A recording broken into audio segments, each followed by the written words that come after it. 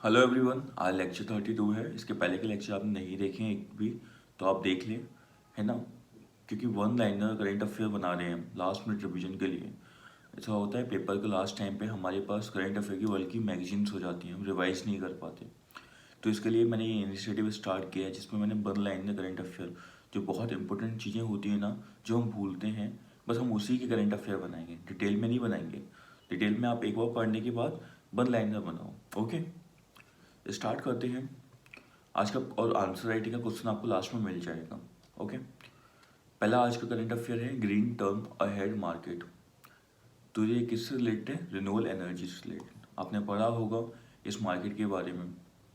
Renewable energy में आप purchase करते हो, है ना, सेल करते हो, आपके लिमिटेशंस रहती हैं कितना आप कार्बन प्रोड्यूस कर सकते हो।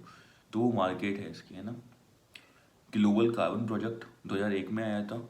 और ग्लोबल बजट फॉर 3 डोमिनेंट कौन कौन सी? एक CO2, एक मिथेन और एक नाइट्रस ऑक्साइड। याद रखना, नाइट्रोजन ऑक्साइड नहीं है, नाइट्रस ऑक्साइड है। थर्ड आपका नेट प्रेजेंट वैल्यू, ये किससे रिलेटेड है? FCA 1980 में है, पहले तो किस एक्ट में है, और मैनेज बाय कैंपा। कैंपा क्या है? जैसे आप पर्टिकुलर ऑफ कोई फॉरेस्ट में इंडस्ट्री लगाना चाहते हो, उसी एरिया में लग सकती है, फ़ायदा भी है आपको। तो आप गवर्नमेंट से बोलोगे तो उस एरिया के इन्वायरमेंट को डैमेज पहुंचेगा। कितना डैमेज पहुंच रहा है, कितने आप फॉरेस्ट कट कर रहे हो, उसकी नेट प्रेजेंट वैल्यू आपको देखनी पड़ेगी। उसके अकॉर्डिंग आपको जैसे आपने कितने पेड़ काटे, तो उतने पेड़ आपको कितने टाइम्स पेड़ आपको और कहीं लगाने हैं उस जगह के बदले। तो वो सब कैंपा में मैनेज किया जाता है। आप पैसे दोगे गवर्नमेंट को कि मैंने इन्वायरमेंट को इतना नुकसान पहुंचाया है, उसकी नेट प्रेजेंट वैल्यू ये है, तो आप इतने पैसे लीजिए, आप कहीं और फॉरेस्ट लगाइए, वो उसके लिए। ठीक है, किस एक्ट में? 1980 एक्ट में, FCA। कोमोडो ड्रैगन, तो ये largest and heaviest lizard on earth है। ठीक है, कहाँ पाई जाती है? ओनली इंडोनेशिया में, उनकी जो आइलैंड कंट्री हैं वहाँ पर। आपका IUCN स्टेटस क्या है? वल्नरेबल है। तो याद रखना, लिजार्ड है, ये लिजार्ड की एक वेराइटी है। सैंडलवुड स्पाइक डिसीज के बारे में आपने अभी हाल ही में पढ़ा होगा। एक बैक्टीरियल डिसीज है, इसका क्योर नहीं है, तो थोड़ा सा नुकसान पहुँचाती है। मिशन लंताना एक वाइल्ड लाइफ सेंचुरी में चलाता है जिसका नाम है सज्जनगढ़ वाइल्ड लाइफ सेंचुरी। कहाँ पर है ये? राजस्थान में। और ये इन्वेसिव स्पेसीज है। इन्वेसिव क्या होते हैं?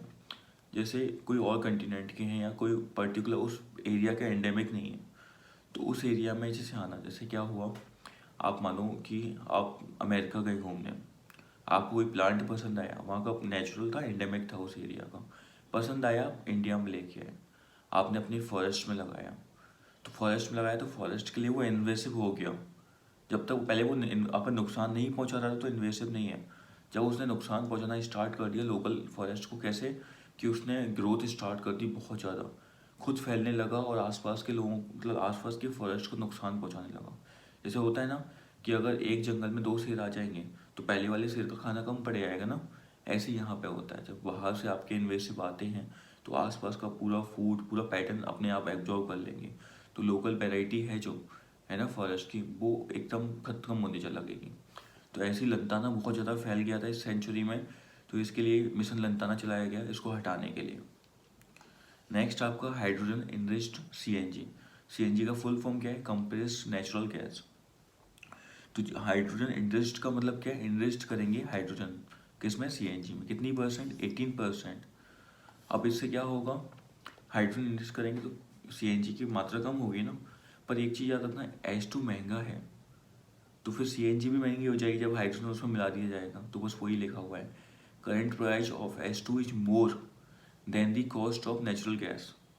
सो HCNG मतलब hydrogen enriched CNG is costly than CNG। Next आपका भालू और स्लॉथ बियर। न्यूज में थे तो याद रखना, इंडिया और श्रीलंका में ही पाए जाते हैं बस ये भालू, जो आप देखते हो जू वगैरह में या फिर डिस्कवरी चैनल पर। और ये वल्नरेबल है IUCN के स्टेटस में। एक हिमालयन ब्लैक बियर है, तो ये भी वल्नरेबल है। UPSC कभी कभी IUCN स्टेटस पूछ लेता है और उसमें ही कंफ्यूज करता है। नेक्स्ट आपका नंदकानन जूलॉजिकल पार्क है, कहाँ पर? उड़ीसा में। और first zoo in the country to become a member of world association of zoos and aquariums. बाजा एक है, वर्ल्ड का पूरे एसोसिएशन है सभी जू का, अच्छे से मॉनिटर हो पाए, अच्छी गाइडलाइंस रिलीज करते हैं इंटरनेशनल लेवल पर। तो उसमें नंदकानन एंटर हो चुका है, और ये नंदकानन आपका first crocodile captive breeding centre भी है, याद रखना। 10th आपका निरी स्कीम है, कौन लेके आया? Department of science and tech, DST। किस लिए? To support ideas and innovations into successful startups. ऐसे स्टार्टअप्स जो साइंस की फील्ड में वर्क कर रहे हैं उनको सपोर्ट करें, है ना, उनकी इनोवेशन को। और आज का क्वेश्चन है, what is the importance of right to constitutional remedies. इसकी इम्पोर्टेंस क्या है? इसकी इम्पोर्टेंस तो बहुत ज़्यादा है, आप सारे डायमेंशन दे सकते हैं। और आज के ज़माने में भी जब एग्जीक्यूटिव की पावर बढ़ रही है तो क्या क्या है ना, स्टेट की पावर इंक्रीज होती जा रही है, तो ऐसे में कॉन्स्टिट्यूशनल रेमेडीज आपका बहुत ज़्यादा इंपॉर्टेंट हो जाता है। आंसर लेके मुझे फॉरवर्ड करें AG282031@gmail.com। मिलते हैं अगली वीडियो में। जय हिंद।